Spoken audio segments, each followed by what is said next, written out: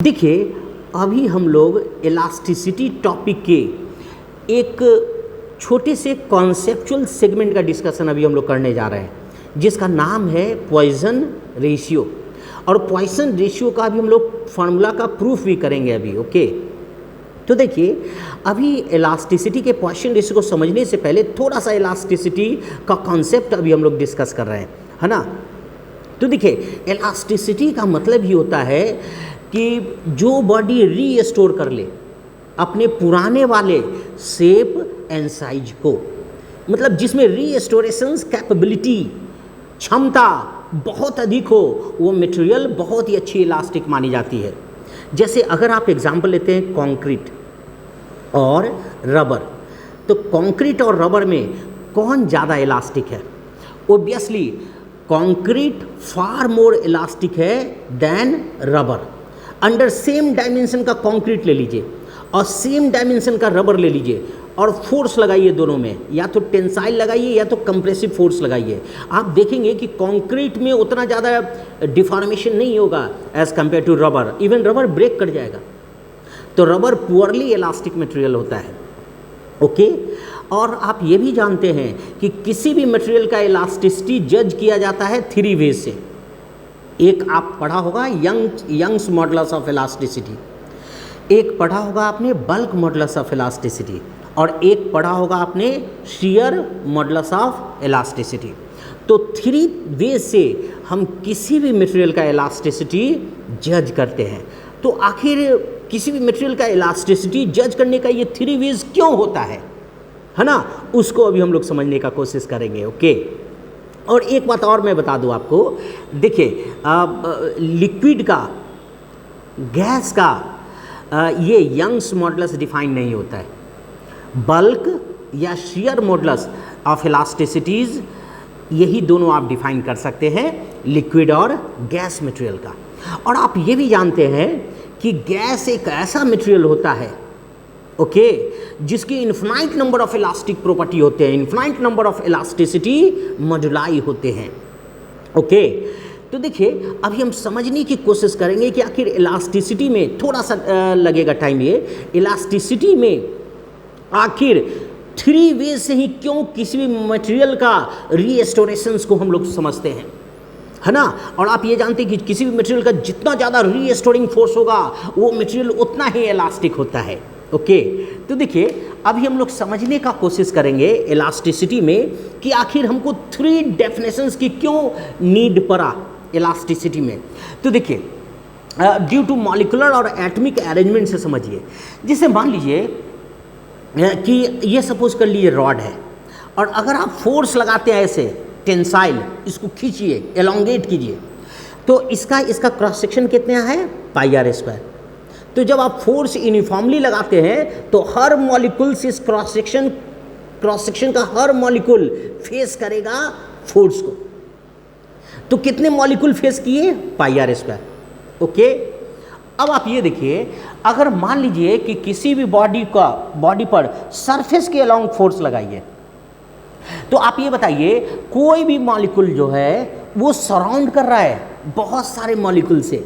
कोशिश कीजिए समझने का।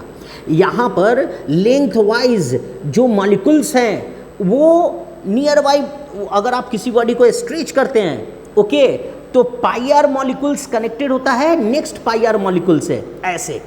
लेकिन अगर आप किसी सरफेस के अलोंग फोर्स लगाते हैं, जिसको बोलते हैं शियर मॉडुलस ऑफ इलास्टिसिटी, तो जब आप सरफेस के अलोंग फोर्स लगाते हैं तो थोड़ा सा कोशिश कीजिए, 2 डायमेंशनल है मॉलिक्यूल्स का। इसमें क्या हो गया, 1 डायमेंशनल हो गया, रीस्टोरिंग फोर्स 1 डायमेंशन में होगा, और सरफेस के अलोंग कितना हो जाएगा, 2 डायमेंशन में। कैसे, जो सरफेस होगा, अगर आप फोर्स लगाएंगे ना, तो क्या होगा, ये जो मॉलिक्यूल होगा, जो थोड़ा सा कोशिश कीजिए समझने का। अगर आप फोर्स सरफेस के अलोंग लगाते हैं तो कोई भी मॉलिक्यूल जो होता है, अगर आप फोर्स लगाएंगे तो इसके चारों तरफ के मॉलिक्यूल जो होंगे वो सारे रीस्टोरिंग फोर्स क्रिएट करेंगे। थोड़ा सा समझने का कोशिश कीजिए। तो इसको क्या बोलते हैं, along the surface molecules arrangement क्या होता है, 2 डायमेंशनल, और एक होता है 3 डायमेंशनल। जैसे मान लीजिए कि अगर 1 मिनट जैसे सपोज कीजिए हम किसी भी बॉडी को ऐसे कंप्रेस किए वॉल्यूमेट्रिक वाइज, वॉल्यूम समझते हैं ना, L क्यूब मीटर क्यूब, अगर किसी भी बॉडी को लेके कंप्रेस कर दीजिए तो आप ये बताइए एक मॉलिक्यूल स्फेरिकली सराउंडेड होगा, चारों तरफ से सराउंडेड होगा कि नहीं स्फेरिकली एक मॉलिक्यूल, या उसको एक्सपैंड कीजिए वॉल्यूमेट्रिक वाइज। इसका मतलब ये है कि 3 डायमेंशनल वे में मॉलिक्यूल्स रीस्टोरिंग फोर्स लगाएंगे। तो इसको ऐसे इलास्टिसिटी को बोला जाता है बल्क मॉडुलस ऑफ इलास्टिसिटी या बल्क मॉडुलाई। तो देखिए गैस के लिए मैं मॉडुलाई वर्ड्स का यूज़ कर रहा हूँ क्योंकि गैस के इन्फिनाइट नंबर ऑफ इलास्टिसिटी होते हैं, इलास्टिक प्रॉपर्टी होते हैं। तो देखिए मेरा बात को आप समझिएगा, हम आपसे यही कहना चाह रहे हैं कि जो लिक्विड होते हैं, लिक्विड, गैस और सॉलिड के इलास्टिसिटी को भी हम लोग समझेंगे। रिजिड मटेरियल जो होता है उसका उस पर आप फोर्स अगर आप लगाते हैं, रिजिड मटेरियल जैसे आयरन का कोई रिजिड क्यूब ले लीजिए, उसका सिलेंडर ले लीजिए, सिलेंडर फॉर्म ले लीजिए, तो जब आप कोई रिजिड मटेरियल पर जब आप फोर्स लगाते हैं एक्सटर्नल फोर्स, तो उसके मॉलिक्यूल्स जो होते हैं वो 1 डायमेंशनल में रीस्टोरिंग फोर्स लगा सकते हैं, जिसको नाम दिया गया ऐसे इलास्टिसिटी को यंग्स बोलेंगे, यंग्स मॉडुलस। या 2 डायमेंशनल अलोंग द सरफेस, उसको क्या नाम देंगे, शियर मॉडुलस।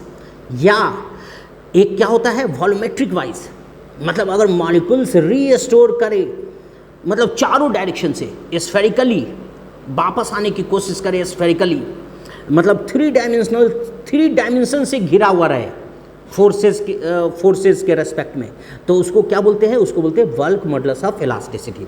यही कारण है कि इलास्टिसिटी को जज किया जाता है 3 वेज से, length wise, area means surface wise और वॉल्यूमेट्रिक वाइज।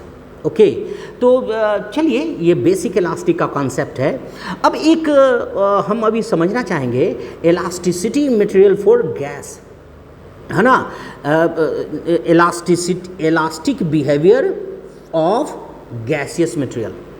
तो देखिए गैस एक्सपैंडेबल कंप्रेसिबल होता है टू फार एक्सटेंट।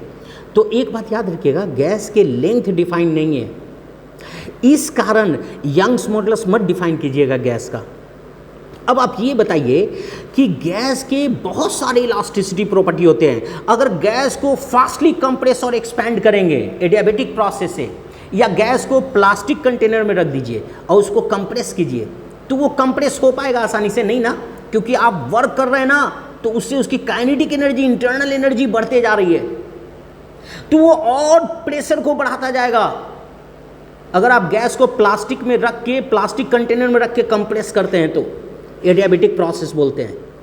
और आप जानते होंगे एडियाबेटिक प्रोसेस का बल्क मॉडुलस ऑफ इलास्टिसिटी क्या होता है, गामा इंटू पी, और गामा होता है CP/CB। ओके, मतलब pressure high, B bulk modulus of elasticity क्या होगा, हाई। तो एक बात आप समझिएगा, हम क्या कहना चाह रहे हैं कि जो गैसेस मटेरियल होते हैं उसके इन्फिनाइट नंबर ऑफ इलास्टिसिटी होता है। जैसे मान लीजिए कि अगर गैस स्लो प्रोसेस को फॉलो कर रहा है, या गैस कंडक्टिंग कंटेनर में रखा हुआ है, तो कंडक्टिंग कंटेनर में कौन प्रोसेस को फॉलो करेगा, या थिन कंटेनर में गैस रखा हुआ है उसको कंप्रेस और एक्सपैंड कर रहे हैं स्लोली, तो उसको आइसोथर्मल बोलेंगे। तो आप मेरी बात को समझिएगा, आइसोथर्मल प्रोसेस में जब आप कंप्रेस करेंगे ना, तो आप जानते हैं आइसोथर्मल मीन्स क्या होता है, PV equals constant, temperature constant होता है। ओके, तो अगर कोई गैस एक्सपैंड होता है आइसोथर्मली, तो उसका प्रेशर मीन्स इंटरनल इफेक्ट, तो प्रेशर को एरिया से मल्टीप्लाई कर दिए तो उसका रीस्टोरिंग फोर्स आ जाएगा। ओके, तो एक्सपैंड के आइसोथर्मल एक्सपेंशन के केस में A/P कम हो जाएगा, रीस्टोरिंग एबिलिटी क्या होगा, कम, तो उसकी इलास्टिसिटी प्रॉपर्टी क्या होगी, कम। और अगर आप कंप्रेस करेंगे तो प्रेशर हाई होगा, तो एरिया से मल्टीप्लाई कर देंगे तो फोर्स हो जाएगा। तो प्रेशर किसका है, गैस का है ना, तो फोर्स भी एरिया इंटू पी भी किसका होगा, गैस का होगा ना। तो आइसोथर्मली अगर आप कंप्रेस करते हैं तो उसका क्या होगा, प्रेशर हाई हो जाएगा। प्रेशर हाई होने से वो वापस आना चाहेगा अपने बिफोर फेज को, वो अचीव करना चाहेगा, तो उसकी इलास्टिसिटी स्ट्रॉन्ग होगी। ओके, कंप्रेशन के केस में as compare to expansion under isothermal process, है ना। मतलब यही कहना चाह रहे हैं कि गैस के या गैस अगर पॉलीट्रॉपिक प्रोसेस फॉलो करता है तो x इंटू पी होगा, पी भी x आपने पढ़ा होगा, p वॉल्यूम पर power x equal to constant क्या होता है, पॉलीट्रॉपिक इक्वेशन। तो बल्क मॉडुलस क्या होता है, x इंटू पी। मतलब गैस कोई भी मैथमेटिक्स को फॉलो करता है तो गैस के इलास्टिसिटी काउंटलेस होते हैं। ओके, तो आप ये देख लीजिएगा, और इलास्टिसिटी का बेसिक्स तो आप समझ गए, और ठीक है, अभी हम लोग इलास्टिसिटी का ये बेसिक समझ गए हैं, थोड़ा सा कॉन्सेप्ट हम समझ गए हैं, अब हम समझ सकते हैं पॉइसन रेशियो के बारे में। तो देखिए, किसी भी मटेरियल का अगर आप पॉइसन रेशियो निकालना चाहते हैं तो उसको उसको एक कंस्ट्रक्शन में कन्वर्ट कर दीजिए। एक कहने का मतलब, या तो उसको सॉलिड सिलेंडर फॉर्म में बना लीजिए, जैसे हम पॉइसन रेशियो कंक्रीट का निकालना चाह रहे हैं, जैसे पॉइसन रेशियो हम एल्युमिनियम का निकालना चाह रहे हैं, पॉइसन रेशियो स्टील का निकालना चाह रहे हैं, तो उसको एक सिलेंडर फॉर्म दे दीजिए, सॉलिड सिलेंडर में कन्वर्ट कर दीजिए, बना दीजिए उसको। ओके, अब क्या होता है पॉइसन रेशियो, तो आपने पढ़ा होगा कि पॉइसन रेशियो होता है, अच्छा इसके नेक्स्ट वीडियो में मैं पॉइसन रेशियो डालूंगा, क्योंकि ये 11 मिनट्स क्रॉस कर रहा है, अभी जस्ट मैं नेक्स्ट वीडियो में डाल रहा हूँ।